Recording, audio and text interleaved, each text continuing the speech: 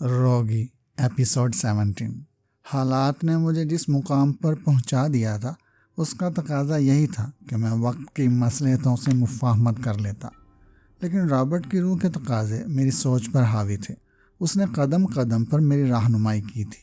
اس کی پرسرار قوتیں ہنری مارتھر کے مقابلے میں کہیں زیادہ تھی۔ وہ مجھے کامیابیوں کی آخری منزل پر دیکھنا چاہتا تھا۔ اس نے مجھے یہی مشورہ دیا تھا کہ میں کسی نہ کسی طرح ہنری مارتھر سے اس کے پرسرار علوم سیکھ لوں، اس کے بعد اسے بھی ٹھکانے لگا دوں۔ اس طرح مدام میری مٹھی میں ہوگی اور تنظیم پر میرا اثر و رسوخ بڑھ جائے گا۔ در پردہ تنظیم کے افراد پر میرا حکم چلے گا اور پھر شاید رابرٹ جم کے اگلے مشورے پر مدام کی جگہ بھی مجھے ہی سنبھالنی پڑے۔ میں اپنے فلیٹ میں شام کی چائے پینے کے بعد آرام کرسی پر بیٹھا حالات کا جائزہ کر رہا تھا کہ رابرٹ کی روح کس مقصد کے لیے میرا ساتھ دے رہی تھی۔ مجھے اس کا علم نہیں تھا۔ اس نے صرف یہی کہا تھا کہ میرے ذریعے وہ رشی پور کے سادھوؤں اور پنڈت پجاریوں سے مونا کا بھیانک انتقام پورا کرنا چاہتا ہے، مگر رابرٹ کی یہ خواہش میرے لیے تسکین کا باعث نہیں بن سکی تھی۔ وہ اپنی روحانی قوتوں کے ذریعے خود بھی مونا کا حسب خواہش انتقام لے سکتا تھا۔ میں جس قدر رابرٹ کے بارے میں سوچتا، میرا ذہن اتنا ہی الجھتا جاتا تھا۔ پھر میرے ذہن میں ایک خیال بڑی سرعت سے ابھرا۔ مدام نے تنظیم کے 4 بڑوں کا ذکر کیا تھا، ڈاکٹر ہوش، ہنری مارتھر اور ہوشنگ میری نگاہوں میں آ چکے تھے۔ چوتھے بڑے کے لیے مدام نے صرف اتنا ہی کہا تھا کہ ہو سکتا ہے میری اس سے ملاقات جلد ہو جائے، لیکن اس کے بعد مدام نے اس ضمن میں اپنی زبان بند کر لی تھی۔ چنانچہ اس وقت میں یہی غور کر رہا تھا کہ کہیں وہ چوتھا بڑا خود رابرٹ جم ہی تو نہیں۔ جس انداز میں اس نے مجھے اپنا غلام بنا رکھا تھا، اسی انداز میں وہ دوسروں کو بھی اپنی مرضی پر چلنے پر مجبور کر سکتا تھا۔ اور ابھی میں امکانی پہلوؤں پر غور کر رہا تھا کہ فون کی گھنٹی بجی اور میرے خیالات کا شیرازہ منتشر ہو گیا۔ میں نے ہاتھ بڑھا کر ریسیور اٹھا لیا۔ دوسری جانب سے ماسٹر ہنری مارتھر کی کال تھی۔ مجھے معلوم ہوا ہے کہ تم نے مائیکل والی مہم سر کر لی ہے۔ میں اس سلسلے میں تمہیں دلی مبارکباد پیش کرتا ہوں ماسٹر اجیت۔ یہ سب آپ کی مہربانی کا صلہ ہے ماسٹر ہنری، میں نے انکساری سے جواب دیا۔ ہوشنگ کا کیا بنا؟ مائیکل کو اکسانے میں اسی کا ہاتھ ہے، میں نے تیزی سے کہا۔ میرا خیال ہے کہ اب وہ تنظیم کو نقصان پہنچانے کے لیے کوئی زیادہ ٹھوس اور مؤثر اقدام کرے گا۔ میں چاہوں تو ہوشنگ کو پتال سے بھی نکال کر موت کے گھاٹ اتار سکتا ہوں، لیکن فی الحال ایسا کرنا میرے لیے مناسب نہیں ہوگا۔ میں سمجھا نہیں ماسٹر ہنری، میں نے حیرت سے کہا۔ کیا آپ یہی چاہتے ہیں کہ ہوشنگ تنظیم کے لیے ایک مستقل خطرہ بنا رہے؟ دور اندیشی سے کام لینے کی عادت ڈالو ماسٹر اجیت، ہنری نے اسپاٹ لہجے میں جواب دیا۔ اگر خطرات دور ہو جائیں تو تنظیم میں ہماری کیا اہمیت رہ جائے گی؟ رہا ہوشنگ کے مستقل خطرے کا مسئلہ تو اسے میرے اوپر چھوڑ دو۔ اگر پانی سر سے اونچا ہو گیا تو اسے منٹوں میں ٹھکانے لگایا جا سکتا ہے۔ ماسٹر ہنری، میں نے کچھ سوچتے ہوئے کہا، کیا میں آپ سے ایک اہم بات دریافت کر سکتا ہوں؟ اجیت، تم میرے دوست ہو، اس لیے تکلفات سے پرہیز کیا کرو، ہنری بڑی اپنائیت سے بولا۔ پوچھو، کیا دریافت کرنا چاہتے ہو؟ مدام نے تنظیم کے کسی چوتھے بڑے کا ذکر کیا تھا، مجھے یاد ہے، لیکن میرا خیال ہے کہ مدام نے ہمیں تجسس میں مبتلا رکھنے کی خاطر محض ایک تصوراتی وجود کا حوالہ دیا ہے جس کی کوئی حقیقت نہیں ہے۔ میں وضاحت چاہوں گا ماسٹر ہنری، میں نے چونکتے ہوئے کہا۔ فی الحال میں صرف اتنا ہی بتا سکتا ہوں، کسی چوتھے بڑے سے آج تک میرا بھی سامنا نہیں ہوا اور میں نے اب اس بات کو اہمیت دینی چھوڑ دی ہے۔ آپ اس وقت کہاں ہیں ماسٹر؟ لندن سے بہت دور، لیکن شاید 2 روز بعد میں تمہارے پاس پہنچ جاؤں، ہنری نے کہا۔ پھر مجھے دوبارہ مائیکل کے سلسلے میں مبارکباد دیتے ہوئے رابطہ ختم کر دیا۔ ماسٹر ہنری سے گفتگو کے بعد میرا ذہن رابرٹ جم کے سلسلے میں مزید کچھ الجھ گیا۔ مدام کی شخصیت بھی میرے لیے زیادہ پرسرار بن گئی تھی۔ یہ بھی ہو سکتا ہے کہ چوتھے ماسٹر کے بارے میں ہنری نے غلط بیانی سے کام لیا ہو۔ امکانی پہلوؤں کو کریدا جاتا تو ہزاروں شاہیں پھوٹ سکتی تھی۔ اس لیے ذہن کو جھٹک کر میں بالکونی میں گیا۔ لوسی کو مدام نے حویلی میں روک لیا تھا۔ شاید وہ اس سے ہانگ کانگ اور مائیکل کے ساتھ پیش آنے والے واقعات کے سلسلے میں میری کارکردگی کی تفصیل دریافت کرنا چاہتی تھی۔ مجھے اس پر کوئی تشویش نہیں تھی، اس لیے کہ حالات نے لوسی کو میرا غلام بنا دیا تھا، اور اس لیے بھی کہ رابرٹ جم نے میرے ہاتھ اس قدر مضبوط کر دیے تھے کہ مجھے ایک طرح سے مدام کی حیثیت کی بھی کوئی پرواہ نہیں تھی۔ 8 بجے میں کپڑے تبدیل کر کے فلیٹ سے حویلی کے لیے روانہ ہونا چاہتا تھا کہ خوشبو کا تیز جھونکا میرے ناک سے ٹکرایا۔ رابرٹ کی روح میرے قریب موجود تھی۔ میں دروازے کے قریب ہی رک گیا۔ دوسرے ہی لمحے رابرٹ کی آواز میرے کانوں میں گونجی۔ مجھے خوشی ہے میرے دوست کہ تم نے مدام سے دبنے کی کوشش نہیں کی۔ تمہارے تلخ لہجے نے اسے تمہارے بارے میں بہت کچھ سوچنے پر مجبور کر دیا ہے۔ میں جانتا ہوں کہ اب وہ تم کو کسی قیمت پر ناراض نہیں کرے گی۔ مائیکل کی بازیابی اور رقم کی وصول یابی اس کی توقع کے خلاف ہی تھی۔ میرا مشورہ ہے کہ تم مدام سے آئندہ بھی خوفزدہ ہو کر گفتگو کرنے کی کوشش نہ کرنا۔ میں چاہتا ہوں کہ وہ تمہیں اپنے لیے سب سے زیادہ اہم سمجھنے لگے، ماسٹر ہینری سے بھی زیادہ۔ تم میرے محسن ہو، میرے دوست۔ میں وہی کروں گا جو تمہارا مشورہ ہوگا، لیکن ایک بات مجھے مستقل الجھا رہی ہے، میں نے کہا۔ مدام نے مجھ سے تنظیم کے کسی چوتھے بڑے کا بھی ذکر کیا تھا، لیکن ماسٹر ہینری کا کہنا ہے کہ وہ آج تک کسی چوتھے بڑے سے نہیں ملا۔ میں تمہیں شاید اس سوال کا جواب پہلے بھی دے چکا ہوں، رابرٹ نے کہا۔ فی الحال اس چکر میں مت پڑو۔ جب تک میں تمہارے ساتھ ہوں تمہیں کسی بات کا خطرہ نہیں ہونا چاہیے۔ ہوشنگ کے سلسلے میں تمہارا کیا مشورہ ہے؟ میں نے سنجیدگی سے دریافت کیا۔ میں اس وقت تم سے اس سلسلے میں گفتگو کرنے آیا ہوں۔ ہوشنگ میری نگاہوں سے روپوش نہیں ہو سکتا۔ مجھے یہ بھی معلوم ہے کہ وہ اس وقت کہاں ہے، لیکن ابھی ہوشنگ کا راستہ کاٹنے کی کوئی ضرورت نہیں، کیونکہ ہوشنگ ہی کے معاملے میں مدام کو تمہارا دست نگر ہونا پڑے گا۔ اگر وہ ہاتھ آ گیا تو مدام تمہیں یا ہینری کو زیادہ اہمیت نہیں دے گی۔ وہ بے حد لالچی اور مطلب پرست عورت ہے۔ میں چاہتا ہوں کہ تم ہوشنگ ہی کی آڑ لیتے ہوئے ایک دن ہینری مارتھا سے بھی ٹکرا جاؤ، لیکن اس سے قبل تمہیں ہینری سے اس کے علوم حاصل کرنا ہوں گے۔ میں ایسے حالات پیدا کر رہا ہوں کہ ہینری کو تمہارے ساتھ مجبوراً تعاون کرنا پڑے۔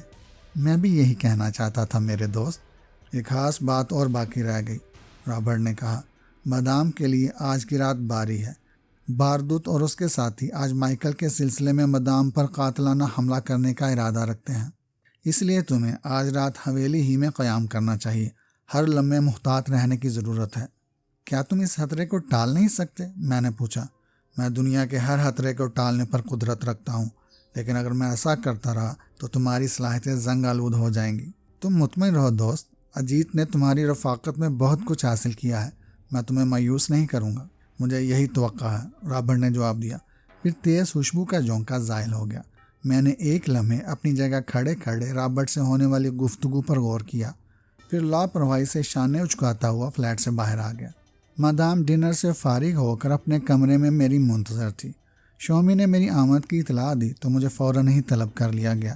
رابرٹ کے خیال کے مطابق مدام اس وقت اپنی تمام تر جلوہ سمانیوں کے ساتھ میرے استقبال کو موجود تھی۔ مجھے دیکھتے ہی اس کے ہونٹوں پر بڑا جاندار تبسم ابھرا تھا۔ میں نے سنجیدگی سے مدام کو سلام کیا اور ایک کرسی پر خاموشی سے بیٹھ گیا۔ اپنے چہرے کے تاثرات میں یہی ظاہر کر رہا تھا کہ صبح والی بات ابھی تک میرے ذہن پر نقش ہے۔ مدام کچھ دیر تک اپنی مسحری کے قریب کھڑی مجھے قاتلانہ نگاہوں سے دیکھتی رہی، پھر میرے قریب آ کر دوسری کرسی پر بیٹھتے ہوئے بولی، میرا خیال ہے کہ سفر کی تکان نے ابھی تک تمہیں سنجیدہ کر رکھا ہے۔ ممکن ہے کہ مدام کا خیال درست ہو، میں نے سنجیدگی سے کہا۔ میں نے جوزفین کے سلسلے میں تمہارا مشورہ قبول کر لیا۔ برین واشنگ کے بعد ہم اسے اپنے لیے کارآمد بنا سکتے ہیں۔ تاشی کے بارے میں مدام نے کیا حکم جاری کیا ہے؟ میں نے پوچھا۔ وہ غداری کی مرتکب ہوئی ہے، لیکن ابھی تک میں نے اس کے سلسلے میں کوئی فیصلہ نہیں کیا ہے، مدام نے میرے چہرے کے تاثرات پڑھتے ہوئے جواب دیا۔ تنظیم سے غداری کی سزا موت ہوتی ہے۔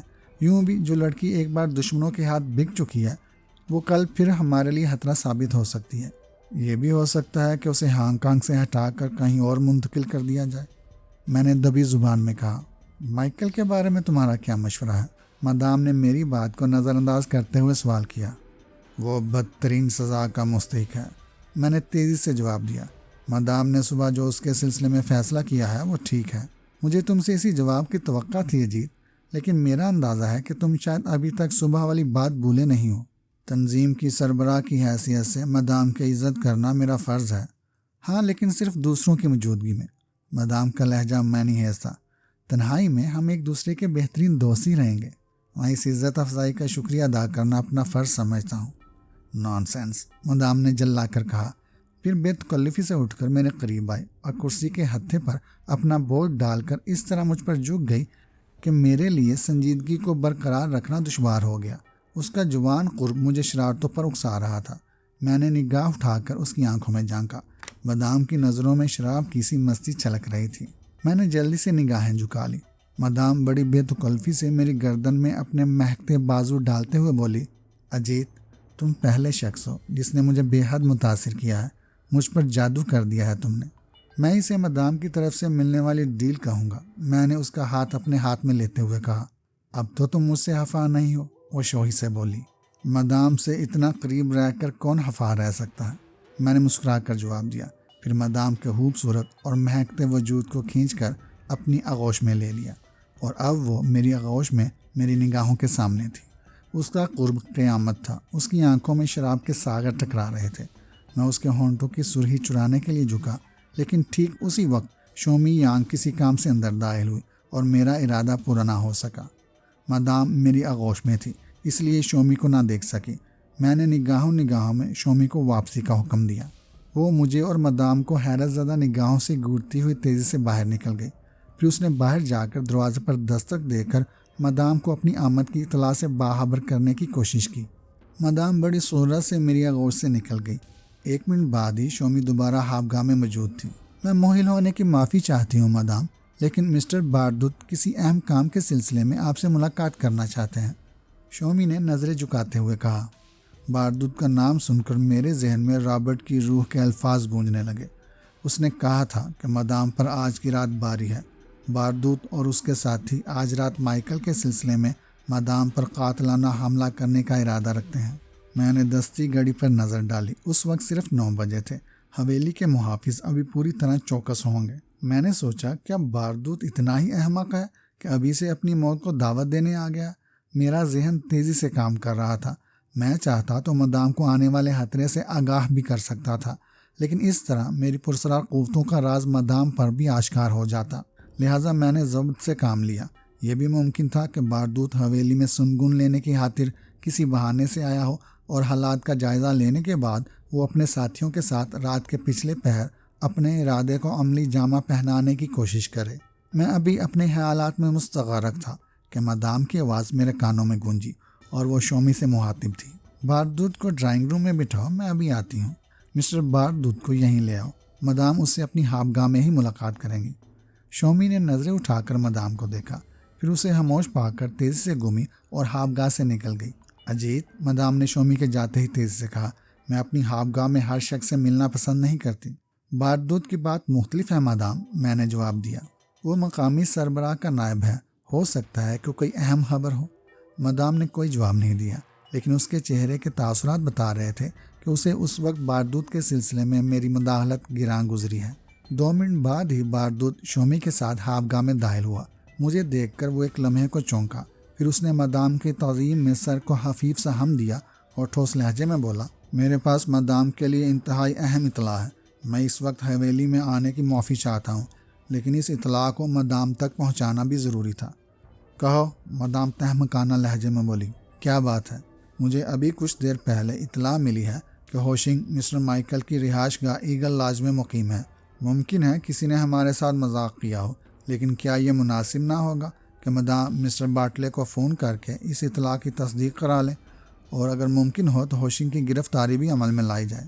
گڈ، مدام نے سنجیدگی سے کہا، ہوشنگ کی گرفتاری ہمارے لیے بے حد اہم ہے۔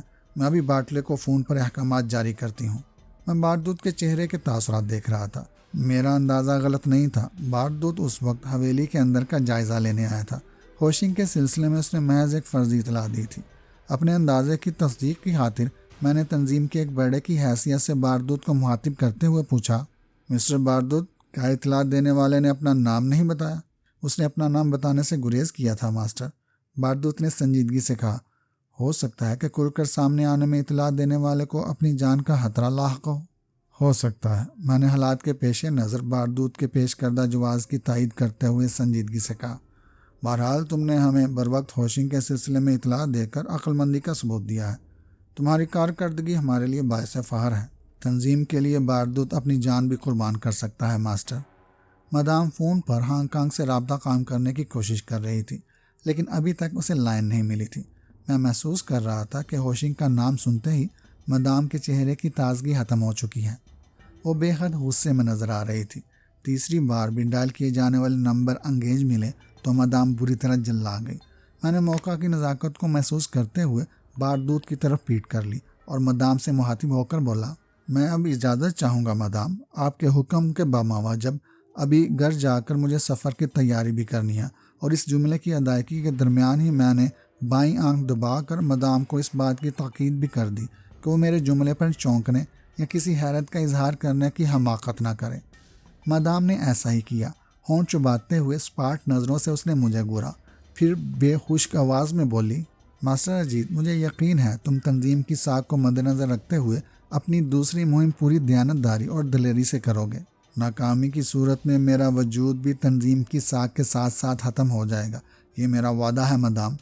تمہاری روانگی کس وقت ہوگی؟ مدام کے ذہن میں چونکہ ابھی تک میرے اشارے کا مفہوم واضح نہیں تھا، اس لیے اس نے قدرے الجھتے ہوئے دریافت کیا۔ لوسی نے انتظامات مکمل کر لیے ہوں گے، میرا خیال ہے کہ صبح 10 بجے تک اپنی مہم پر روانہ ہو جاؤں گا۔ تم جا سکتے ہو ماسٹر اجیت، لیکن روانگی سے پہلے مجھ سے بات کر لینا، مدام نے کچھ سوچتے ہوئے کہا۔ اس کا اشارہ غالباً یہی تھا کہ میں جانے سے پیشتر اسے اپنے اشارے کا مقصد سمجھا دوں۔ میں نے جواب میں سر کو خم دیا، پھر مدام اور باردود کو خوابگاہ میں چھوڑ کر باہر آیا اور تیزی سے شومی کی خوابگاہ میں چلا گیا۔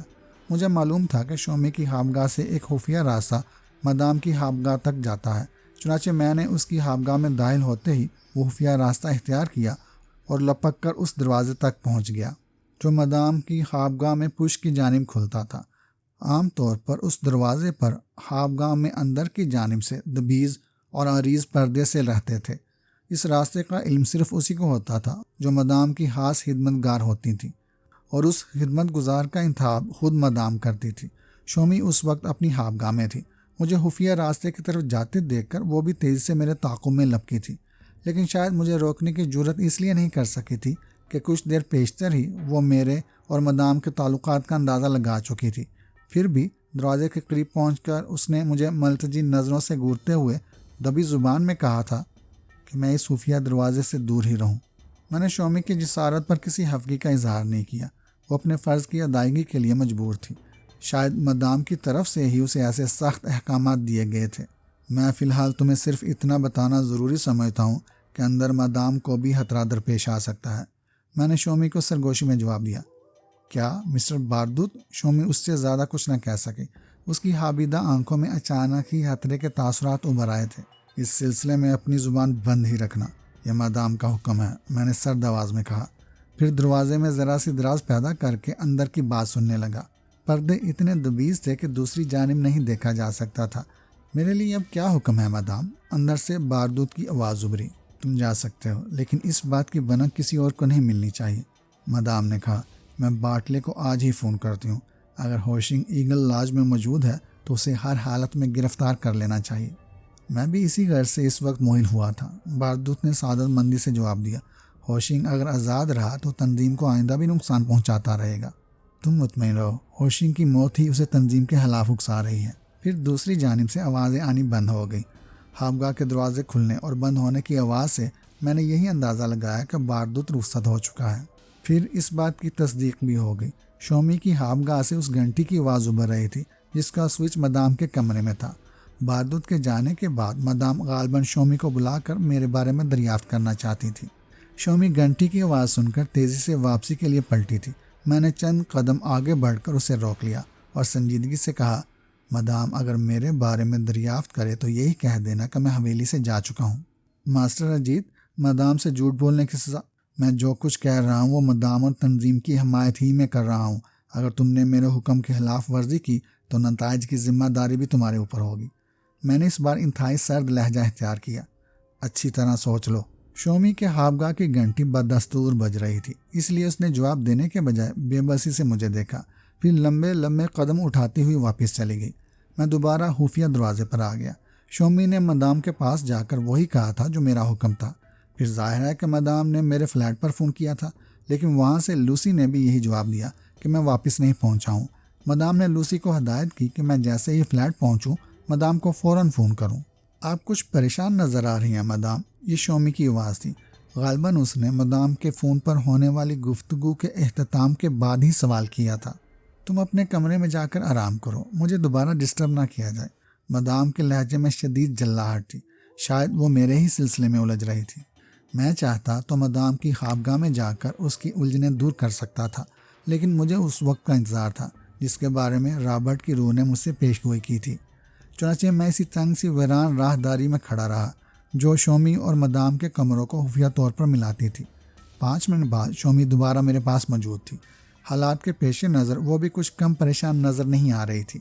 میرے قریب آتے ہی بولی، ماسٹر اجیت، میں نے مدام کو وہی جواب دیا ہے جس کا حکم آپ نے دیا تھا، لیکن اس سے آگے کچھ مت سوچو، میں نے سنجیدگی سے کہا۔ تم میرے اور مدام کے تعلقات کا اندازہ لگا چکی ہو، اس لیے تمہیں میری طرف سے کسی قسم کی کوئی پرابلم نہیں ہوگی اور نہ ہی کوئی خطرہ لاحق ہونا چاہیے۔ میں سمجھ رہی ہوں ماسٹر، مگر مدام… مطمئن رہو، میں نے اس کی بات کاٹتے ہوئے جلدی سے کہا۔ میں تمہیں یقین دلاتا ہوں کہ مدام تمہیں اس سلسلے میں کچھ نہیں کہے گی۔ یہ بھی ہو سکتا ہے کہ وہ تمہاری کارکردگی سے خوش ہو کر تمہیں انعام کی مستحق بھی سمجھیں۔ آپ بہتر سمجھتے ہیں ماسٹر، لیکن کہیں ایسا نہ ہو کہ میں بے موت ماری جاؤں، شومی نے ہونٹ کاٹتے ہوئے کہا۔ میں نے اسے غور سے دیکھا۔ خوف کے احساس نے اسے بری طرح نروس کر دیا تھا، لیکن اس کے باوجود وہ بے حد حسین نظر آ رہی تھی۔ میرا دل چاہا کہ اسے اپنی باہوں میں سمیٹ لوں، لیکن یہ وقت ان باتوں کا نہیں تھا۔ پھر بھی اسے مطمئن کرنے کے لیے میں نے اس کے بازو تھام کر اسے اپنے سے بہت قریب کرتے ہوئے سرگوشی کی۔ جو کچھ تم نے خوابگاہ میں اچانک داخل ہو کر دیکھا تھا، اس سلسلے میں بھی اپنی زبان بند ہی رکھنا۔ ماسٹر، وہ میرے بازو میں بے بسی سے قسم ساتے ہوئے بولی، میری ملازمت اب آپ ہی کے ہاتھ میں ہے۔ پریشان نہ ہو ڈیئر، میں نے قدرے بے تکلفی سے کہا۔ اپنی خوابگاہ میں جا کر آرام کرو، لیکن دروازہ اندر سے مقفل کرنا مت بھول جانا۔ شومی خاموشی سے مجھے دیکھتی ہوئی واپس راہداری میں گم گئی۔ میں دوبارہ مدام کی خوابگاہ کے خفیہ دروازے پر آ گیا۔ اندر ابھی تک روشنی ہو رہی تھی۔ مدام کو غالباً میری کال کا انتظار تھا، لیکن پھر تقریباً 11 بجے وہ بتیاں بجھا کر لیٹ گئی۔ خوابگاہ میں صرف نیلے رنگ کا ایک نائٹ بلب روشن تھا۔ میں نے آدھے گھنٹے انتظار کیا، پھر آہستہ سے دروازہ کھول کر پردے اور دیوار کے درمیان قلیم پر اس طرح لیٹ گیا کہ اندر کی پوزیشن پردے کو ذرا سا اٹھا کر بڑی آسانی سے دیکھی جا سکتی تھی۔ مجھے قوی امید تھی کہ رابرٹ کی بات سچ ثابت ہوگی، لیکن اس کے لیے مجھے تقریباً 1 بجے تک انتظار کرنا پڑا۔ مدام اس وقت گہری نیند میں غرق تھی جب خوابگاہ کے بیرونی دروازے پر دستک ہوئی۔ تھوڑے تھوڑے وقفے سے دستک سنائی دیتی تھی، پھر مدام کا جاگ اٹھنا قدرتی امر تھا۔ میں نے اس کے چہرے پر شدید جلاہٹ کے تاثرات محسوس کیے۔ نیند میں اسے باہر سے کی جانے والی مداخلت سخت ناگوار گزری تھی۔ اس نے گور کر دروازے کی جانب دیکھا، پھر سوئچ دبا کر کمرہ روشن کر دیا اور غصے میں آگے بڑھ کر دروازہ کھول دیا۔ سب سے پہلے شب ہابی کے لباس میں شومی گھبرائی ہوئی اندر آئی۔ پھر اس سے پہلے کہ مدام اس سے کچھ دریافت کرتی، شومی اچھل کر اس سے ٹکرا گئی۔ اس سے دیا جانے والا جھٹکا اتنا شدید ثابت ہوا تھا کہ مدام بھی لڑکھڑا گئی۔ ابھی وہ بمشکل سنبھلی ہی تھی کہ 3 نقابپوش ہاتھوں میں ریوالور لیے اندر آ گئے۔ پھر بیرونی دروازہ بھی اسی برق رفتاری سے بند کر دیا گیا۔ سب سے آگے والا نقاب پوش وہی تھا اور اسی لباس میں تھا جو اس نے پہلے پہن رکھا تھا۔ کون ہو تم؟ مدام نے کرخت لہجے میں سوال کیا۔ سچویشن خطرناک ہونے کے باوجود وہ خوفزدہ نظر نہیں آ رہی تھی، لیکن میں حالات کی نوعیت دیکھ کر بانپ اٹھا تھا۔ وہ 3 تھے اور کسی کے ریوالور سے نکلی ہوئی گولی مدام کے وجود کو ختم کر سکتی تھی۔ چنانچہ ایک لمحہ ضائع کیے بغیر میں نے منتر کا جاپ کر کے بارودود کے پیچھے کھڑے ہوئے دونوں نقاب پوشوں کو اپنے بیروں کے قبضے میں دے دیا۔ خود بارودود کو گورنے لگا، جو سینہ تانے مدام کے سامنے کھڑا اسے حقارت بری نظروں سے گور رہا تھا۔ اس نے مدام کے سوال کا جواب دینا مناسب نہیں سمجھا تھا۔ شومی اٹھ کر مدام کے قریب ہی کھڑی ہو گئی تھی۔ میں پوچھتی ہوں تم لوگ کون ہو اور میری خوابگاہ میں آنے کی تمہیں جرأت کیسے ہوئی؟ خادم کو بارودود کہتے ہیں مدام، بارودود چہرے سے نقاب اتارتے ہوئے سرد لہجے میں بولا اور مدام کو للچائی ہوئی نظروں سے گورنے لگا۔ تم؟ مدام چونکتے ہوئے بولی، اب کیا خبر لائے ہو اور تمہارے ہاتھوں میں ریوالور کس لیے ہیں؟ اس وقت مدام کو میں یہ خبر دینے آیا ہوں کہ اس کے عروج کا سورج غروب ہو چکا ہے اور ہمارے ہاتھوں میں ریوالور اس لیے ہیں کہ اگر مدام نے ہمارے حکم پر فوری عمل نہ کیا تو ہم مدام کے خوبصورت جسم کو پل بھر میں خاک کر ڈالیں گے۔ بارودود نے حقارت سے کہا، ہمارا پہلا مطالبہ یہ ہے کہ مسٹر مائیکل اور جوزفین کو فوری طور پر رہا کر دیا جائے اور محافظوں کو ساری حویلی سے ہٹا دیا جائے۔ اوہ، مدام نے حیرت سے کہا، گویا تم بھی غدار ثابت ہوئے۔ کسی دوست کے لیے زندگی کو داؤ پر لگانا غداری نہیں ہوتی ڈیئر مدام۔ مجھے یہ کہتے ہوئے فخر محسوس ہو رہا ہے کہ میں ماسٹر ہوشنگ کا بہترین دوست ہوں اور اس کے آدمیوں کی حفاظت بھی میرا فرض ہے۔ باردود بدستور حقارت سے بولا۔ فرض کی ادائیگی غداری نہیں کہلاتی سویٹ ہانی۔ شٹ اپ، مدام اچانک غصے سے چیخی۔ تجھے مجھ سے نظر ملا کر بات کرنے کی جرت کس طرح ہوئی؟ اس وقت اپنے چولے سے باہر آ کر بات کرو مدام۔ باردود کا زمانہ ختم ہو گیا۔ ہمارے مطالبے کے سلسلے میں تمہارا کیا جواب ہے؟ میں بزدل نہیں ہوں کہ تمہاری دھونس میں آ کر تنظیم سے دغا کروں، مدام فیصلہ کن لہجے میں بولی۔ تنظیم کی سربراہ کی حیثیت سے میں تجھے موت دیتی ہوں۔ ہوش میں رہ کر گفتگو کر خوبصورت ناگن، میں تجھے صرف 10 منٹ دیتا ہوں۔ باردود غرایا۔ ہمارے مطالبے سے انکار کی صورت میں تجھے موت کے گاڑ اتارنے سے پہلے تیرے جسم کو بھی بمبور ڈالیں گے۔ باردود، مدام چیخ اٹھی، تو شاید اپنی اوقات بھول رہا ہے۔ مجھے مارنے کے بعد تو بھی یہاں سے بچ کر نہیں نکل سکے گا۔ ہم جس طرح داخل ہوئے ہیں اسی طرح حویلی سے بھی نکل جائیں گے۔ واپسی پر تمہارے محافظوں کو بھی ٹھکانے لگانے کا کام سر انجام دینا پڑے گا۔ مجھے مدام کی دلیری پر حیرت ہو رہی تھی۔ 3 مسلح آدمیوں کی موجودگی میں وہ ذرا بھی حائف نظر نہیں آ رہی تھی۔ باردود کا آخری جملہ سن کر وہ تیزی سے دروازے کی جانب لپکی، لیکن باردود ہوشیار تھا۔ اس نے جست لگائی اور مدام کو درمیان میں ہی روک لیا۔ پھر غلاظت اگلتے ہوئے بولا، مسحری پر جانا تھا تو مجھ سے کہا ہوتا۔ اپنے نازک پیروں کو زحمت دینے کی کیا ضرورت تھی؟ مجھے کسی ایسے ہی لمحے کا انتظار تھا۔ باردود کی پشت میری جانب تھی، اس لیے میں بآسانی اس پر حملہ کر سکتا تھا۔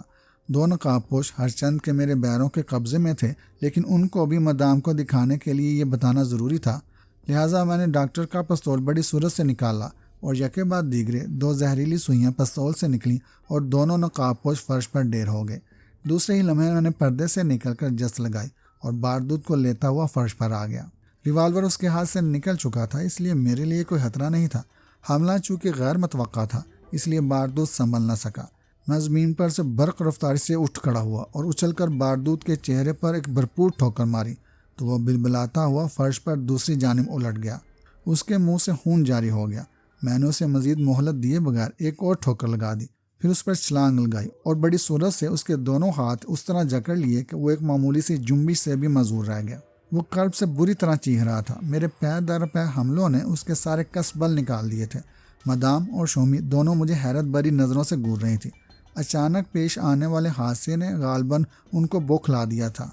میں وہاں پہلے سے موجود تھا۔ اب کیا خیال ہے باردود؟ کیا اب بھی تم مدام کی شان میں گستاخی کی جرت کر سکتے ہو؟ پشت سے اچانک حملہ کر دینا بزدلوں کا کام ہے ماسٹر، باردود نے کراہتے ہوئے جواب دیا۔ اگر مرد ہو تو میرے ہاتھ چھوڑ کر نئے سرے سے مقابلہ کرو۔ میں تمہیں بتاؤں گا کہ باردود سے ٹکرانا بچوں کا کھیل نہیں ہے۔ میں تمہاری یہ خواہش بھی ضرور پوری کروں گا، میں نے باردود کو آزاد کرتے ہوئے کہا۔ چلو اپنے پیروں پر کھڑے ہو جاؤ۔ اس بات کی کیا ضمانت ہے کہ کوئی تیسرا ہمارے درمیان نہیں آئے گا؟ باردود نے اٹھتے ہوئے کہا۔ اس کی ضمانت میری زبان ہے باردود، چلو شروع ہو جاؤ۔ باردود نے اچانک ہی مجھ پر چھلانگ لگا دی۔ میں نے ذرا سا ہٹ کر اپنے پیر اس کی ٹانگوں میں پھنسائے تو وہ ایک بار پھر اوندے منہ فرش پر ڈھیر ہو گیا۔ شاید اس کے سارے ہی گردش میں آ گئے تھے، ورنہ تنو توش کے معاملے میں وہ مجھ سے کہیں زیادہ نظر آ رہا تھا۔ میں نے دوسری بار بھی اسے سنبھلنے کا موقع نہیں دیا اور اچھل کر ٹھوکریں مارنے لگا۔ 10 منٹ کے اندر باردود کا چہرہ بری طرح لہولہان ہو گیا، لیکن وہ اس وقت تک مقابلے پر ڈٹا رہا جب تک گر نہیں گیا۔ اس کی آنکھیں منور ہو چکی تھیں اور خون میں لتھڑا ہوا چہرہ بڑا بھیانک نظر آ رہا تھا۔ مدام خاموش تماشائی کی طرح کھڑی تعریفی نگاہوں سے مجھے گور رہی تھی۔ جب باردود اپنے پیروں پر اٹھنے کے قابل نہیں رہا تو مدام نے محافظوں کو طلب کر کے حکم دیا کہ باردود کو اٹھا کر باہر لے جائیں اور گولی مار کر اس کی لاش کو خاموشی سے ٹھکانے لگا دیں۔ محافظ باردود کو اٹھا کر لے گئے تو مدام نے شومی کو بھی خوابگاہ سے باہر جانے کا اشارہ کیا۔ پھر میرے قریب آتے ہوئے بولی، تمہارا بہت شکریہ ماسٹر۔ ماسٹر نہیں، تنظیم کا ایک ادنا خادم، میں نے سنجیدگی سے جواب دیا۔ پھر مدام کے استفسار پر میں نے یہی کہا تھا کہ مجھے باردود کی شخصیت پر اسی روز سے شبہ تھا جب میں پہلی بار اس سے ملا تھا، اور اسی شبے کی تصدیق کے لیے میں نے اس وقت چھپ کر باردود کی اصلیت کا جائزہ لینے کی کوشش کر ڈالی تھی۔ لیکن تمہیں اس بات کا خیال کیوں کر ہوا تھا کہ باردود آج ہی رات مجھ پر حملہ کرنے کی کوشش کرے گا؟ میں آنکھیں کھلی اور ذہن کو حاضر رکھنے کا عادی ہوں مدام، میں نے جواب دیا۔ ایسی صورت میں جب کہ مجھے شبہ تھا کہ باردود ہوشنگ کا آدمی ہے، یہ بات کس طرح تسلیم کی جا سکتی تھی کہ وہ خود ہی ہوشنگ کے خلاف ہمیں کوئی اہم اطلاع فراہم کر دے گا؟ پھر مدام نے کہا، اس نے یہ حماقت کیوں کی تھی؟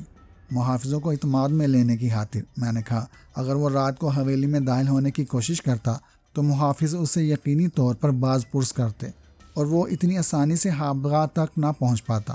تم نے آج میری زندگی بچائی ہے اجیت، میں تمہارا یہ احسان کبھی فراموش نہیں کروں گی۔ مدام نے شکریہ ادا کیا۔ اور اس کے عوض کیا مجھے کسی انعام سے نہیں نوازا جائے گا؟ میں نے مسکراتے ہوئے سوال کیا۔ تم کو اجازت ہے، مدام میری آنکھوں میں جھانکتی ہوئی نشیلی آواز میں بولی۔ جب چاہو اپنا انعام حاصل کر سکتے ہو۔ میں ایک اور درخواست کرنا چاہتا ہوں۔ شومی اس بات سے حائف ہے کہ اس نے میرے سلسلے میں جو غلط بیانی کی تھی اسے آپ کی طرف سے اس کی سزا بھگتنی پڑے گی۔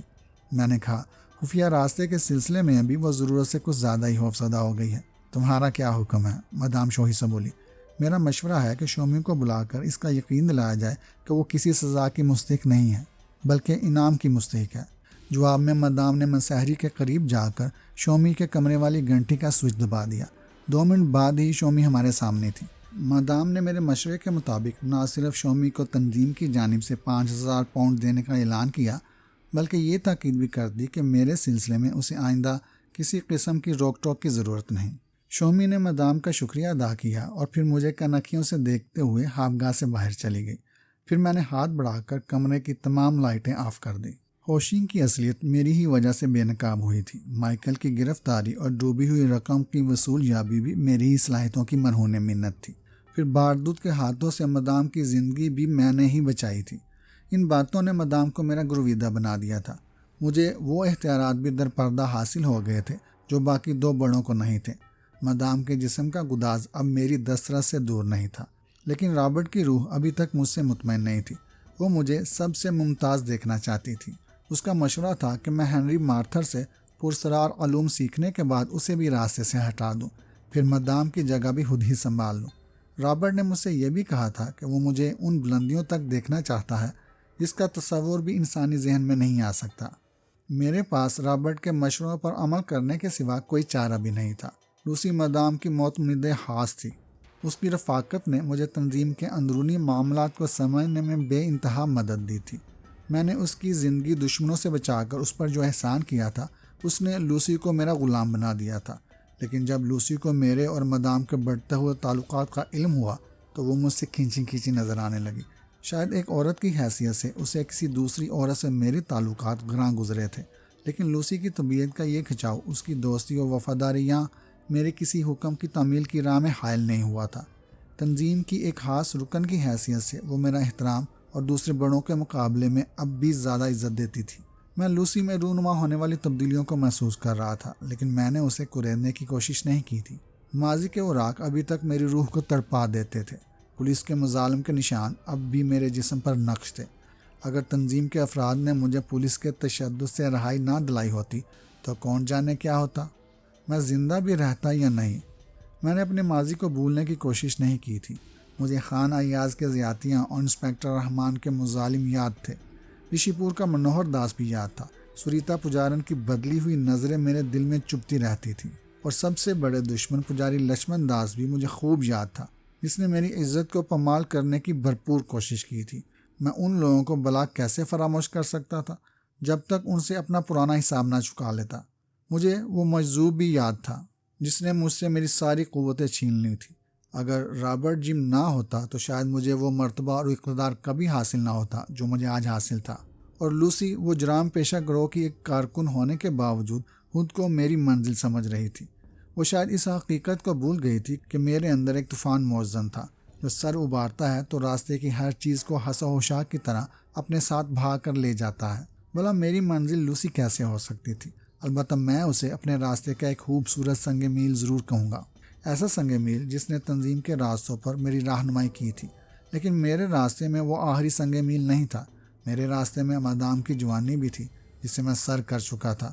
شومی کی سرکش جوانی کا سنگ میل بھی تھا جسے ابھی عبور کرنا تھا۔ جوزفین کا مغرور حسن بھی تھا جسے میں نے مدام کے عطاب سے محفوظ کیا تھا، اور ابھی نہ جانے کتنے حسین سنگ میل تھے جو مجھے سر کرنے تھے۔ میں کسی ایک درخت کے سائے تلے رک جاتا تو ہوس نشاط کار کا مفہوم فوت ہو جاتا۔ اس وقت بھی میں اپنے فلیٹ کی بالکنی میں آرام کرسی پر بیٹھا اپنے آئندہ کے پروگرام مرتب کر رہا تھا جب لوسی نے مجھے مدام کے فون کی اطلاع دی تھی۔ میں خاموشی سے اٹھ کر کمرے میں آ گیا، رسیور اٹھا کر کان سے لگایا تو دوسری جانب سے مدام کی کھنکتی ہوئی آواز سنائی دی۔ کیا کر رہے ہو اجیت؟ بہت تھکا ہوا ہوں مدام، سونے کی تیاری کر رہا ہوں۔ میں نے دیوار گیر کلاک پر نظر ڈالی۔ اس وقت رات کے 10:30 کا عمل تھا۔ مجھے معلوم تھا کہ مدام کے فون کرنے کا مقصد کیا تھا، اسی لیے میں نے دیدہ و دانستہ اپنی تھکن کا بہانہ کیا تھا۔ 2 روز سے تم نے حویلی کا رخ نہیں کیا۔ مدام کی آواز میں تشنگی کا احساس جھلک رہا تھا۔ آج کے لیے اور معذرت چاہتا ہوں مدام، کل ضرور حاضر ہوں گا، میں نے تھکے ہوئے لہجے میں جواب دیا، پھر ریسیور کیریڈل پر رکھ دیا۔ لوسی شب خوابی کے لباس میں قریب ہی بیٹھی میرے چہرے کے تاثرات پڑھ رہی تھی۔ وہ آج بھی روز اول کی طرح حسین نظر آ رہی تھی۔ اس کے قریب دوسری کرسی پر بیٹھ گیا۔ ممکن ہے مدام کو کوئی اہم کام درپیش ہو، لوسی نے سنجیدگی سے کہا۔ تمہیں انکار نہیں کرنا چاہیے تھا۔ میں اگر اس وقت چلا جاتا تو تمہاری خفگی اور بڑھ جاتی، میں نے معنی خیز انداز میں جواب دیا۔ مجھے غلط مت سمجھو اجیت، لوسی نے جذباتی لہجے میں کہا۔ تم نے تنظیم میں جو مقام حاصل کر لیا ہے اس پر جتنی خوشی مجھے ہے کسی اور کو نہیں۔ مدام کا اعتماد بھی مستقبل میں تمہاری مزید ترقی کی ضمانت ہے۔ تم میرے محسن ہو، میرے دوست ہو، میں تمہیں اور بلندیوں پر دیکھنا چاہتی ہوں، لیکن شاید تم میرے اور مدام کے نجی تعلقات پر شاکی ہو۔ میں نے لوسی کا جملہ پورا کرتے ہوئے بے باکی سے کہا۔ کیوں؟ یہی بات ہے نا لوسی ڈیئر؟ ہاں، اس نے بڑی اپنائیت سے میری آنکھوں میں جھانکتے ہوئے جواب دیا۔ ایک حد تک تمہارا اندازہ ٹھیک ہے، لیکن جس پیرائے میں تم نے یہ بات سوچی اور کہی ہے میں اس کی صحت سے انکار کرتی ہوں۔ میں سمجھا نہیں، میں نے وضاحت طلب انداز میں کہا۔ تنظیم میں سینکڑوں خوبصورت لڑکیاں ملازم ہیں اجیت، ان سب کا ایک ہی مصرف ہے۔ ماسٹر کی حیثیت سے تمہیں ان پر دوسروں سے زیادہ اختیار حاصل ہے۔ وہ تمہارے اشارے پر جان بھی دینے کے لیے آمادہ ہو سکتی ہیں۔ لوسی جذباتی ہو گئی۔ تم کہو تو یہ خدمت میں تمہارے لیے انجام دے سکتی ہوں، مجھے تمہاری خدمت میں مسرت ہوگی، لیکن مدام، میں نہیں چاہتی کہ مدام سے تمہارے نجی تعلقات زیادہ بڑھیں۔ میں لوسی کے چہرے کے تاثرات پڑھ رہا تھا، اس میں خلوص تھا، اپنائیت تھی، حسد یا جلن کا ذرا برابر بھی شائبہ نہیں تھا۔ میں کچھ سوچ کر اٹھا، پھر میں نے لوسی کے قریب جا کر اس کے خوبصورت چہرے کو اپنی گرم اور ٹھوس ہتھیلی پر اٹھا لیا اور بڑے پیار سے کہا، میں تمہاری دوستی اور خلوص کی قدر کرتا ہوں لوسی ڈیئر، لیکن ایک دوست کی حیثیت سے یہ پوچھنا چاہوں گا کہ مدام اور میرے تعلقات میں تمہیں کس قسم کا خطرہ محسوس ہو رہا ہے؟ تم نہیں جانتے اجیت، وہ صرف ماسٹر ہنری کے لیے وقف ہے، یا پھر میں یہ کہوں گی کہ ماسٹر ہنری یہی سمجھتا ہے اور مدام کے سلسلے میں وہ رقابت کو کسی قیمت پر برداشت نہیں کر سکتا۔ لوسی کہتی رہی، ماسٹر ہنری اپنے جسم پر سینکڑوں نگاہیں رکھتا ہے، اس کی نظریں اندھیروں میں بھی ہزاروں میل دور تک دیکھ سکتی ہیں۔ وہ لامحدود اور پرسرار قوتوں کا مالک ہے۔ تنظیم میں اس کی شمولیت مدام ہی کے خوبصورت وجود کی وجہ سے ہے، ورنہ وہ اپنی قوتوں کے اعتبار سے وہ ذات خود بھی کسی منظم اور طاقتور تنظیم سے کم نہیں۔ اور تمہارا خیال ہے کہ اگر ماسٹر ہنری کو میرے اور مدام کے تعلقات کا علم ہو گیا تو شاید وہ اپنی پرسرار قوتوں سے مجھے کچل کر رکھ دے گا۔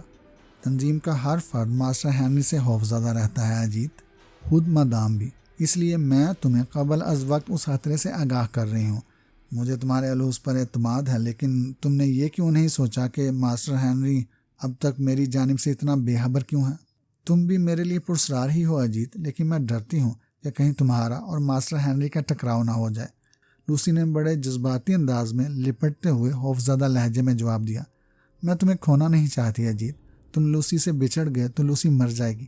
مجھے اس بولی لڑکی کے خلوص پر پیار آ گیا۔ چند لمحے پہلے میرے ذہن میں اس کے خلاف عورت کی فطری رقابت کا جو خیال آیا تھا وہ یکایک غائب ہو گیا۔ لوسی کی باتیں میرے اعتماد کو بحال کرنے کا مؤثر ذریعہ ثابت ہوئی تھیں۔ میں اپنے دل میں اس کے لیے پہلے سے زیادہ گنجائش محسوس کر رہا تھا، لہٰذا میں نے اپنے بازوؤں کا حلقہ اس کے خوبصورت وجود کے گرد اور تنگ کر دیا، پھر اس کے کپ کپاتے ہونٹوں کی تھر تھراہٹ کو ختم کرنے کے لیے اپنے ہونٹ ان پر جما دیے۔ اس کے خوفزدہ دل کی دھڑکنیں میرے قرب کی گرمی سے بتدریج کم ہونے لگی۔ کچھ دیر میں اسے اپنی باہوں میں لیے کھڑا رہا، پھر میں نے بڑے اعتماد سے سمجھاتے ہوئے کہا، میں تمہارا شکر گزار ہوں لوسی ڈیئر کہ تم نے مجھے ایک خطرے سے قبل از وقت آگاہ کر دیا۔ میں نے اپنا فرض پورا کیا ہے اجیت، لیکن اس بات کو صرف اپنے حد تک محدود رکھنا، ورنہ مدام اور ماسٹر ہنری کا مشترکہ عتاب مجھے کسی رعایت کا مستحق نہیں سمجھے گا۔ مجھ پر اور میری دوستی پر بھروسہ رکھو لوسی، میں نے ٹھوس آواز میں کہا، میرے ہوتے تمہیں کوئی گزن نہیں پہنچا سکے گا۔ مجھے اپنی موت کی فکر نہیں ہے اجیت، میں تمہیں زندہ دیکھنا چاہتی ہوں۔ لوسی پھر جذباتی ہونے لگی تھی۔ میں تمہارے لیے ہمیشہ زندہ رہوں گا لوسی ڈیئر، لیکن ایک شرط پر، میں نے گفتگو کا رخ بدلتے ہوئے شوہی سے کہا۔ لوسی تمہاری ہر شرط ماننے کو تیار ہے۔ جوزفین، تاشی اور شومی کے بارے میں تمہارا کیا خیال ہے؟ تم صرف اشارہ کر دو اجیت، میں تمہارے لیے ایسے نایاب اور تراشیدہ ہیرے فراہم کر سکتی ہوں جنہیں دیکھ کر تم دنگ رہ جاؤ گے، لوسی نے مسکراتے ہوئے کہا۔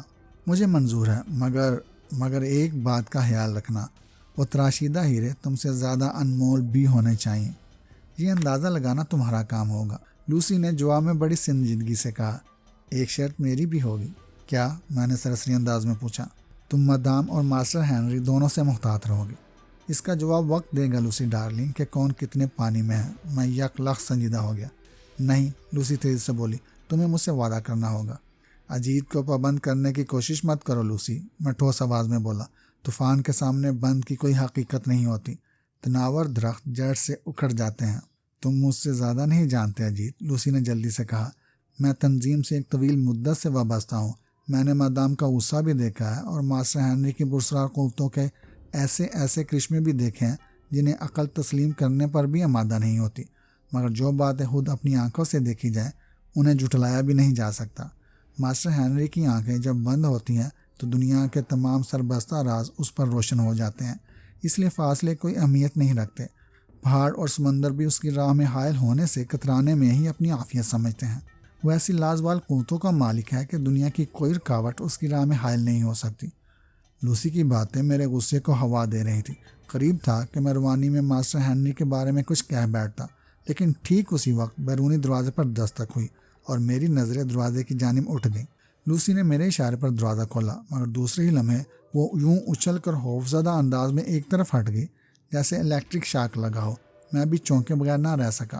آنے والا ماسٹر ہنری ہی تھا جو دروازے کے درمیان کھڑا مجھے سرخ آنکھوں سے گور رہا تھا۔ لوسی کے چہرے کے تاثرات بتا رہے تھے وہ اس وقت خلاف توقع ماسٹر ہنری کو دیکھ کر بری طرح نروس ہو گئی ہے، لیکن ہنری مارتن نے لوسی کی طرف کوئی توجہ نہیں دی تھی۔ وہ بدستور دروازے میں کھڑا مجھے سرخ آنکھوں سے گور رہا تھا۔ ایک لمحے کو میں بھی گڑبڑا گیا۔ ہنری کے آنے سے پیشتر میرے اور لوسی کے درمیان اسی کے متعلق گفتگو ہو رہی تھی۔ فوری طور پر ہنری کی آنکھوں کی سرخی دیکھ کر میں نے یہی سوچا تھا کہ شاید اس نے اپنے متعلق ہونے والی گفتگو سن لی ہے، لیکن دوسرے ہی لمحے میں نے اس خیال کو جھٹک دیا۔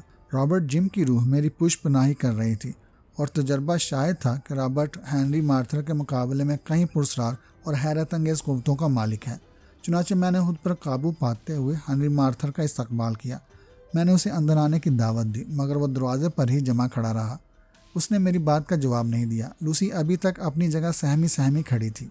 میرا اندازہ غلط نہیں ہے تو ماسٹر ہنری اس وقت کچھ پریشان دکھائی دے رہے ہیں، میں نے سنجیدگی سے کہا۔ ہاں، ہنری نے سپاٹ آواز میں جواب دیا، میں تمہارے لیے پریشان ہوں۔ میرے لیے؟ میں نے حیرت کا اظہار کرتے ہوئے پوچھا۔ میں سمجھا نہیں۔ مائیکل اور جوزفین کے سلسلے میں تم نے جو کارنامہ انجام دیا ہے وہ قابل تحسین ہے، ہنری نے مجھے تیز نظروں سے گورتے ہوئے کہا۔ میں نے فون پر تمہیں مبارکباد بھی دی تھی اور کچھ تاکید بھی کی تھی، مجھے یاد ہے، میں نے بدستور سنجیدگی میں جواب دیا۔ اس کے باوجود تم حماقتوں کا ثبوت دے رہے ہو۔ میں ماسٹر ہنری کا اشارہ بھی نہیں سمجھ سکا۔ اس بار میں نے بھی قدرے تیز ہوتے ہوئے کہا، میرے ساتھ چلو، مجھے تم سے کچھ اہم باتیں کرنی ہیں۔ میں نے جواب میں ہنری کو وضاحت طلب نظروں سے گورا، لیکن پھر کپڑے تبدیل کر کے اس کے ساتھ جانے کو تیار ہو گیا۔ 15 منٹ بعد گاڑی ایک شاندار ہوٹل کے سامنے رک گئی۔ ہنری کے ساتھ ہی میں بھی گاڑی سے اتر آیا۔ ہنری کا قیام اسی ہوٹل میں تھا۔ جب میں ہنری کے ساتھ تیسری منزل پر اس کے کمرے میں پہنچا تو ہنری نے دروازہ اندر سے بند کر لیا۔ کمرے کا دروازہ بند کر کے ہنری کچھ دیر تک فرش پر بچھے ہوئے دبیز قالین پر ٹہلتا رہا، پھر میرے سامنے والی نشست پر بیٹھتا ہوا بولا، اجیت، تم تنظیم کے پہلے فرد ہو جسے میں نے اپنا دوست سمجھا ہے۔ یہ اعزاز میرے لیے باعث فخر ہے، میں نے سنجیدگی سے کہا۔ تنظیم میں مجھے جو مقام حاصل ہوا ہے وہ بھی آپ ہی کی وجہ سے حاصل ہوا ہے، لیکن تم مشوروں کے باوجود حماقتیں کر رہے ہو۔ ہنری نے میری بات کاٹتے ہوئے تیزی سے کہا، تمہیں بارودود کو ختم نہیں کرنا چاہیے تھا۔ وہ زندہ رہتا تو ہوشنگ کے ہاتھ مضبوط رہتے اور ہماری اہمیت بھی برقرار رہتی۔ حالات نے مجھے ایسا کرنے پر مجبور کر دیا تھا ماسٹر ہنری، میں نے سنجیدگی سے کہا۔ اگر بارودود کو ایک لمحے کی بھی مہلت مل جاتی تو مدام کا وجود خاک میں مل جاتا۔ مدام کا وجود؟ ہنری نے زہا خون سے بولا۔ پھر اس نے سرسراتے ہوئے لہجے میں کہا، شاید ابھی تک میری قوتوں کا اندازہ نہیں ہے۔ بارودود اس وقت میری نظروں میں تھا جب اس نے مدام کی خوابگاہ میں داخل ہو کر اسے قتل کرنے کی کوشش کی تھی، اور میری پلکوں کی ایک حقیر سی جنبش بھی بارودود اور اس کے ساتھیوں کو مفلوج کر سکتی تھی، لیکن تم درمیان میں آ گئے اور کھیل اچانک ہی ختم ہو گیا۔ کیا آپ نے مدام کی خوابگاہ میں میری موجودگی محسوس کر لی تھی؟ میں نے دبی زبان میں پوچھا۔ نہیں، ہنری روانی میں کہہ گیا۔ پھر اس کے چہرے پر جلاہٹ کے تاثرات پھیل کر گہرے ہوتے چلے گئے۔ چند ثانیے تک وہ مجھے اپنی سحر آلود آنکھوں سے گھورتا رہا، پھر ہونٹ کاٹ کر بولا، میں تمہیں نہیں دیکھ سکا تھا میرے دوست، لیکن میرا خیال ہے کہ تم وہاں اچانک ہی آ گئے تھے۔ آپ کا خیال درست نہیں ہے ماسٹر، میں نے پورے وثوق سے جھوٹ بولا۔ بارودود کی غداری کا علم مجھے مائیکل کے ذریعے ہوا تھا، چنانچہ میں نے لندن پہنچ کر اس کی نگرانی شروع کر دی تھی، اور اس رات بھی میں بارودود کی نگرانی ہی کرتا ہوا مدام کی خوابگاہ تک پہنچا تھا۔ ماسٹر اجیت، ہنری نے الجھے ہوئے انداز میں پوچھا، کیا تمہیں یقین ہے کہ تم مجھ سے کچھ چھپانے کی کوشش نہیں کر رہے ہو؟ لوسی مجھے باور کرا چکی ہے ماسٹر کہ آپ کے لیے فاصلوں کی قید کوئی اہمیت نہیں رکھتی۔ اس سے پہلے میں خود اپنی آنکھوں سے آپ کی پرسرار قوتوں کا تماشا دیکھ چکا ہوں۔ ایسی صورت میں کیا آپ کو اس بات کا یقین ہے کہ میں آپ سے جھوٹ بولنے کی جسارت کر کے اپنی موت کو دعوت دینے کی کوشش کروں گا؟ میں نے بے حد سنجیدگی سے جواب دیا۔ ہنری میرا جواب سن کر پھر کچھ الجھ گیا تھا۔ میں نے اس وقت اپنے ذہن میں کسی بھی خیال کو ابھارنے کی حماقت نہیں کی تھی۔ رابرٹ کی روح نے بھی مجھے یہی تاکید کی تھی کہ میں ہنری کی موجودگی میں ہر ممکن حد تک سوچنے سے پرہیز کروں، ورنہ ہنری کی تیز نگاہیں میرے دل کا حال بھی پڑھنے میں کامیاب ہو جائیں گی۔ مجھے تمہاری دوستی پر مکمل اعتماد ہے ماسٹر اجیت، لیکن میں محسوس کر رہا ہوں کہ اب ہوشنگ اور اس کے ساتھیوں کی سرکوبی ضروری ہو گئی ہے۔ ہنری نے قدرے توقف کے بعد کہا، شاید اب مجھے تمہاری نظروں سے حالات کو دیکھنا اور پرکھنا پڑے گا۔ اگر میں نے بارودود کے سلسلے میں غلط اقدام کر کے ماسٹر ہنری کے ذہن کو کوئی جھٹکا پہنچایا ہے تو اس کے لیے معافی کا حقدار ہوں۔ میں نے ہنری کے ذہن کو مزید بھراگندہ کرنے کی خاطر انکسار سے کہا تو ہنری کھڑا ہو گیا۔ نہیں میرے دوست، اس نے مجھے غور سے دیکھتے ہوئے جواب دیا، تم نے بارودود کے سلسلے میں جو کچھ کیا وہ بھی ٹھیک تھا، اور اب ہوشنگ کی عبرتناک موت بھی تمہارے ہی ہاتھوں انجام پائے گی۔ میرا خیال ہے کہ ہوشنگ کی پشت پر بھی کوئی طاقت کام کر رہی ہے، لیکن میں دیکھوں گا کہ وہ کون ہے جو ہنری مارتھر کے راستے میں اندھیرا پھیلانے کی کوشش کر رہا ہے۔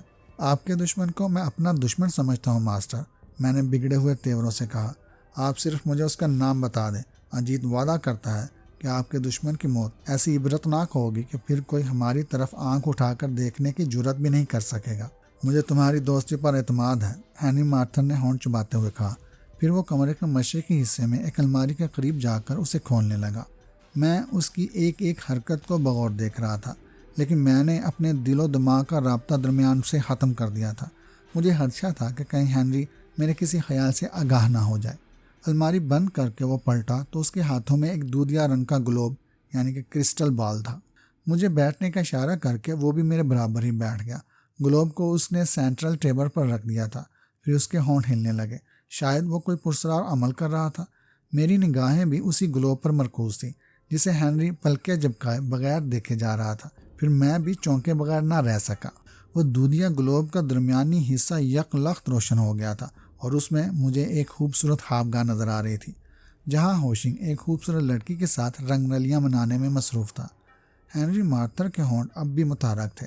پھر اس کی ٹھوس اور سرسراتی ہوئی آواز کمرے کی پرسرار خاموشی کا سینہ چیرتی ہوئی ابھری، لڑکی، کیا تم مجھے اپنا نام بتاؤ گی؟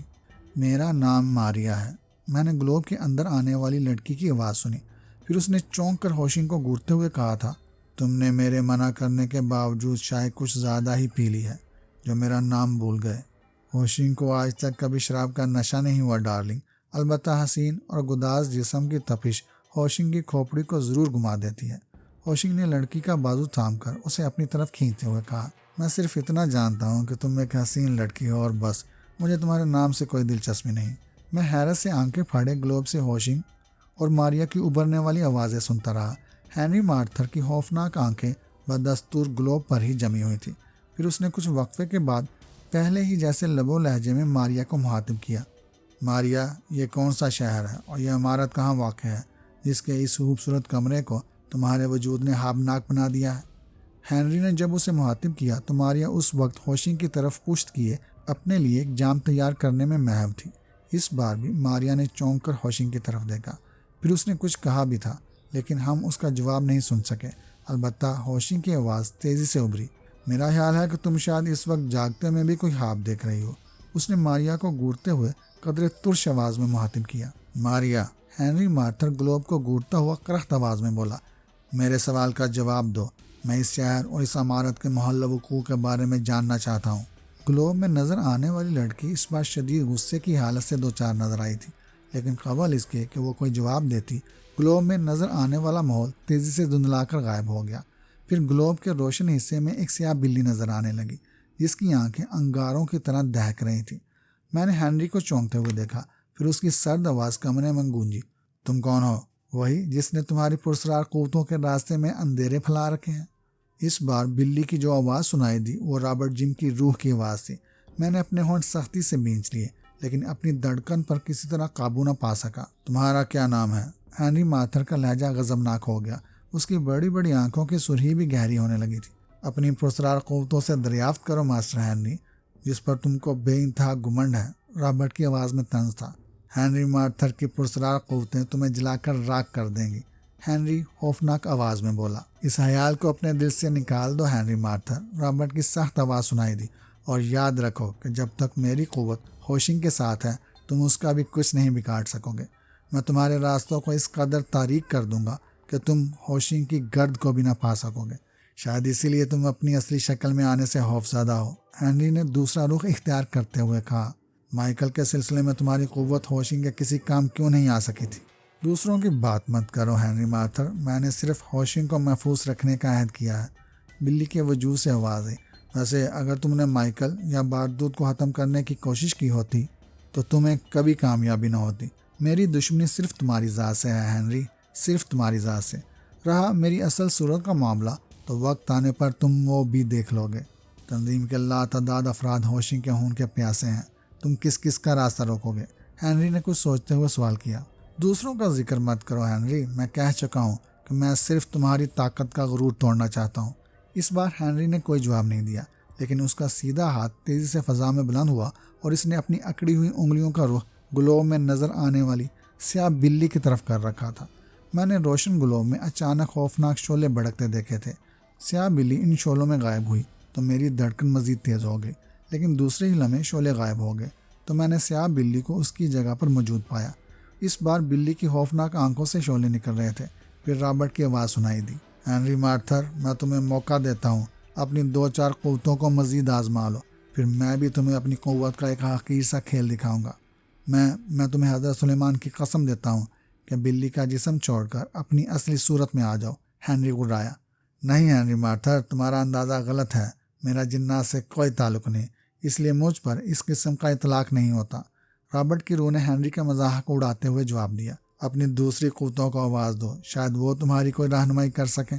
بیس بدل کر مردانگی کا دعویٰ کرنا بزدلی کی نشانی ہے، میں نے اچانک درمیان میں بولتے ہوئے کہا۔ اگر مرد ہو تو کھل کر سامنے ہو۔ تم؟ رابرٹ نے اس پر چونکتے ہوئے پوچھا۔ تم کون ہو؟ میں اجیت ہوں، ماسٹر ہنری کا دوست، جو ماسٹر کے اشارے پر موت سے بھی ٹکرانے کی ہمت رکھتا ہے، میں نے نسبتاً کرخت آواز میں کہا۔ میں تمہاری بھرپور صلاحیتوں سے بھی واقف ہوں ماسٹر اجیت، لیکن تم درمیان میں نہ ہو تو بہتر ہے۔ میں کہہ چکا ہوں کہ میری دشمنی صرف ماسٹر ہنری سے ہے، اور ہنری مارتھر کی قوتیں تمہیں بہت جلد تہس نہس کر ڈالیں گی۔ اس بار ہنری نے اڑاتے ہوئے جواب دیا۔ مجھے اس کا انتظار رہے گا ماسٹر ہنری، لیکن اس بات کو یاد رکھنا کہ تم ذاتی طور پر ہوشنگ کو کبھی کوئی نقصان نہیں پہنچا سکو گے۔ رابرٹ نے اپنے ایک ایک لفظ پر زور دیتے ہوئے کہا۔ پھر آئینہ بینی کے گلوب میں نظر آنے والی سیاہ بلی نے اپنا پنجہ اٹھا کر ہوا میں لہرایا تو گلوب ایک چھناکے کے ساتھ ریزہ ریزہ ہو کر بکھر گیا تھا۔ ہنری مارتھر اپنے کرسٹل بال کے ٹوٹتے ہی حیرت سے اچھل پڑا۔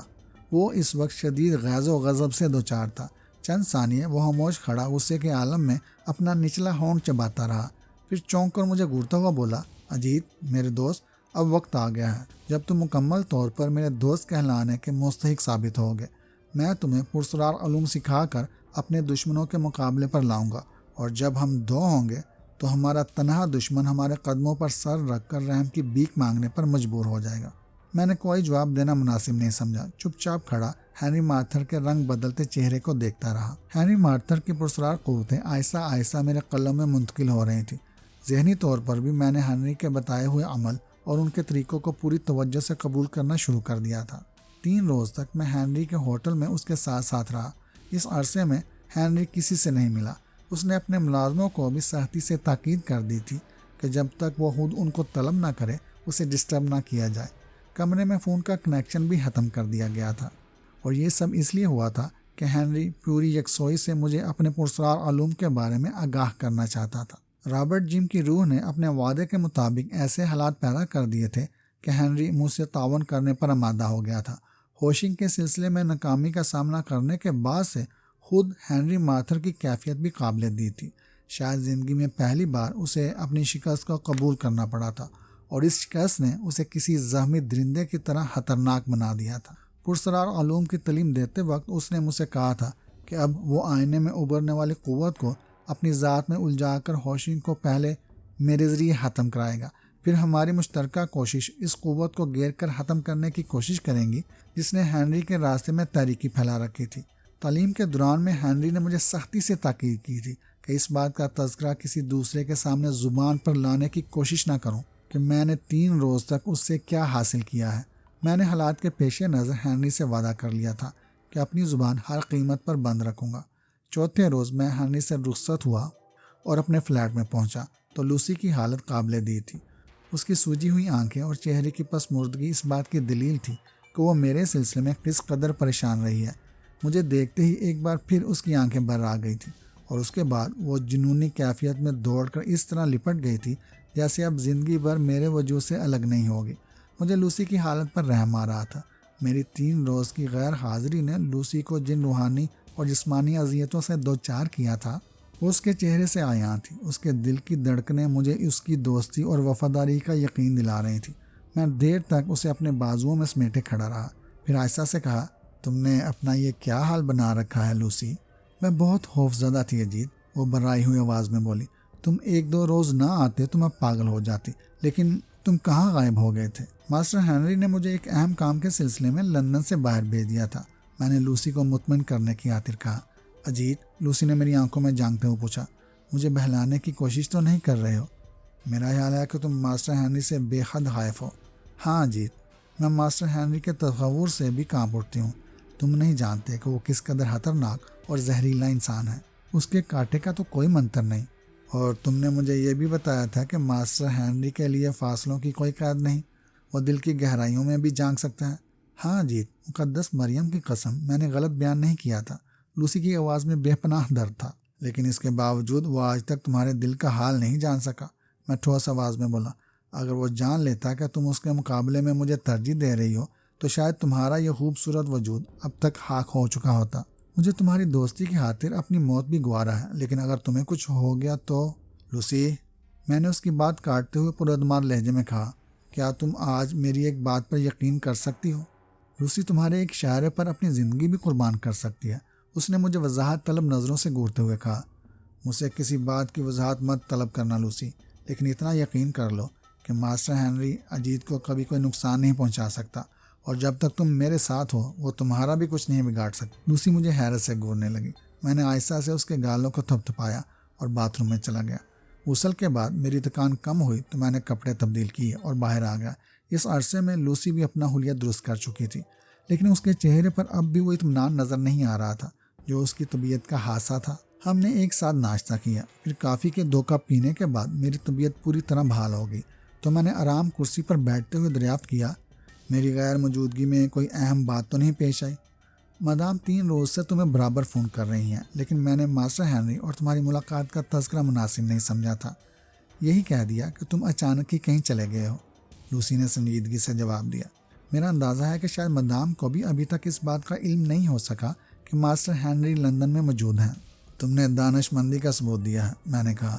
مدام کو فی الحال ان باتوں کا علم نہیں ہونا چاہیے۔ کن باتوں کا؟ میری اور ماسٹر ہنری کی ملاقات کا، میں نے معنی خیز انداز میں مسکراتے ہوئے کہا۔ ویسے اگر مدام کو علم ہو جاتا ہے کہ ماسٹر ہنری لندن میں موجود ہے تو شاید وہ مجھے فون کرنے کی ضرورت بھی محسوس نہ کرتی، کیوں؟ لوسی میرا جواب سن کر مسکرائی تو میں نے اسے کھینچ کر اپنی آغوش میں لے لیا، لیکن ابھی میں اس کے مہکتے جسم کی خوشبوؤں کو پوری طرح محسوس بھی نہیں کر پایا تھا کہ فون کی گھنٹی بجی اور لوسی نے تیزی سے اٹھ کر ریسیور اٹھا لیا۔ پھر ریسیور میری طرف بڑھا کر بولی، مدام کا فون ہے۔ میں نے ریسیور لوسی کے ہاتھ سے لے لیا۔ دوسری جانب سے مدام ہی کی آواز سنائی دی تھی، اجیت، تم 3 روز سے کہاں غائب تھے؟ ایک ضروری کام کے لیے لندن سے باہر چلا گیا تھا۔ کیا کوئی ایسا ہی اہم کام تھا کہ تم نے مجھے اطلاع دینا بھی مناسب نہیں سمجھی؟ مدام نے خشک لہجے میں سوال کیا۔ کچھ ایسی ہی بات تھی مدام، میں نے سنجیدگی میں جواب دیا۔ جتنی جلدی ممکن ہو میرے پاس آ جاؤ، دوسری طرف سے کہا گیا اور سلسلہ منقطع کر دیا۔ 20 منٹ بعد میں مدام کی حویلی پہنچا تو وہ بہت پریشان نظر آ رہی تھی۔ میرا خیال تھا کہ شاید وہ مجھ سے میری غیر حاضری کے سلسلے میں جواب طلب کرے گی، لیکن ایسا نہیں ہوا۔ مجھے دیکھتے ہی اس نے گھبرائے ہوئے لہجے میں کہا، اجیت، مائیکل فرار ہونے میں کامیاب ہو گیا ہے۔ یہ کس طرح ممکن ہوا؟ میں نے حیرت سے پوچھا۔ مجھے حالات کا علم نہیں، لیکن میرا اندازہ ہے کہ مائیکل اور تاشی کے فرار میں ہمارے کسی ایسے محافظ کا ہاتھ بھی ہے جو ہوشنگ کا آدمی رہا ہو۔ مدام نے ہونٹ چباتے ہوئے کہا، 2 محافظ مردہ پائے گئے تھے، 3 بے ہوشی کی حالت سے 2-4 تھے، اور ایک حرام زادہ غائب ہو گیا ہے۔ اوہ، میں نے مدام کی تفصیلی بات سے فائدہ اٹھاتے ہوئے جواب دیا۔ غالباً اسی لیے مجھے لندن سے ہٹایا گیا تھا۔ کیا مطلب؟ مدام نے چونکتے ہوئے میری طرف دیکھا۔ 3 روز پہلے مجھے اطلاع ملی تھی کہ ہوشنگ اور اس کے کچھ ساتھی فرانس میں موجود ہیں، اور میں اس اطلاع کی تصدیق کے لیے فوراً ہی روانہ ہو گیا تھا، لیکن میرا خیال ہے کہ اس طرح مجھے لندن سے ہٹانے کی کوشش کی گئی تھی۔ مائیکل اور تاشی کا فرار تنظیم کی ساکھ کو دوبارہ خراب کر سکتا ہے اجیت، مدام نے تشویشناک لہجے میں کہا۔ تمہاری غیر حاضری نے مجھے اس سے زیادہ پریشان کر رکھا تھا۔ کیا مائیکل اور تاشی کے فرار ہونے کی اطلاع کسی اور کو بھی ہے؟ نہیں، میں نے فی الحال اسے راضی رکھا ہے، ورنہ ہیڈ کوارٹرز کی بدنامی کا خطرہ بھی مول لینا پڑتا، مدام نے کمرے میں ٹہلتے ہوئے کہا۔ ماسٹر ہینری سے بھی میرا رابطہ قائم نہیں ہو سکا۔ حالات نے خطرناک صورتحال اختیار کر لی ہے، اور اگر یہی رفتار رہی تو پھر تنظیم کی دوسری شاخیں بھی متاثر ہو سکتی ہیں۔ میں سمجھ رہا ہوں مدام، لیکن ایک بات سمجھ میں نہیں آ رہی، میں نے کچھ سوچتے ہوئے کہا۔ مائیکل نے صرف تاشی پر کیوں اکتفا کی جبکہ جوزفین اس کے لیے زیادہ اہمیت رکھتی تھی؟ تمہاری فرمائش پر میں نے جوزفین کو برین واشنگ کے لیے دوسری جگہ منتقل کر دیا ہے، مدام نے کہا۔ اگر وہ محافظوں کی تحویل میں ہوتی تو شاید مائیکل اسے بھی ساتھ لے جاتا۔ جو محافظ بیہوش پائے گئے تھے انہوں نے بعد میں کیا بیان دیا ہے؟ میں نے دریافت کیا۔ انہیں میں نے خود اپنے ہاتھوں سے گولی مار دی، مدام تلملا کر بولی۔ ہوش میں آنے کے بعد وہ ہمارے لیے کارآمد نہیں رہے تھے، ان کا دماغ خراب ہو چکا تھا۔ گویا مائیکل نے ٹھیک ہی کہا تھا کہ ہوشنگ ہماری تنظیم کے مقابلے پر ایک اور تنظیم بنانے کا ارادہ رکھتا ہے۔ ایسا ہی محسوس ہو رہا ہے، لیکن ہمیں ہر قیمت پر ہوشنگ کو ٹھکانے لگانا پڑے گا، مدام نے سرد لہجے میں کہا۔ اجیت، تنظیم کے ایک بڑے کی حیثیت سے تمہیں اب کچھ نہ کچھ کرنا ہوگا، ورنہ ہماری تنظیم خاک میں مل جائے گی۔ اب فکر نہ کریں مدام، میں ہوشنگ کو اس کے ارادے میں کامیاب نہیں ہونے دوں گا، میں نے نہایت اعتماد سے کہا۔ پھر قبل اس کے کہ مدام مجھے کوئی جواب دیتی، ماسٹر ہینری کمرے میں داخل ہوا۔ میں احتراماً اپنی جگہ سے اٹھ کھڑا ہوا۔ مدام ہینری کو دیکھ کر تیزی سے اس کی جانب لپکی۔ کچھ دیر تک ہمارے درمیان رسمی سی باتیں ہوتی رہیں، پھر مدام نے مائیکل اور تاشی کے بارے میں ہینری کو بھی بتا دیا۔ میں خاموش بیٹھا ہینری مارتھر کے چہرے کے تاثرات دیکھ رہا تھا۔ مائیکل کے فرار کی خبر نے ہینری کو بھی متاثر کیا تھا، اور اس کے تیور اچانک ہی خراب ہو گئے تھے۔ میں مدام کو یقین دلاتا ہوں کہ مائیکل اور تاشی کا انجام بھیانک ہوگا، ہینری نے ٹھوس لہجے میں کہا۔ ماسٹر ہینری، مدام نے تیزی سے کہا، کیا اب بھی تمہیں اس بات کا یقین نہیں ہے کہ ہوشنگ کی موت ہی ہمارے لیے سکون کا ذریعہ ثابت ہو سکتی ہے؟ ہوشنگ؟ ہینری مارتھر نے ہونٹ چباتے ہوئے کہا۔ میں اس کے بارے میں بھی اب سنجیدگی سے غور کر رہا ہوں۔ میں محسوس کر رہا تھا کہ ہینری کی نظریں بار بار میری جانب اٹھ رہی تھیں، شاید اسے میرا وہاں بیٹھنا گراں گزرا تھا، لہٰذا میں نے مدام سے اجازت چاہی اور حویلی سے باہر آ گیا۔ یہ کہانی ابھی جاری ہے۔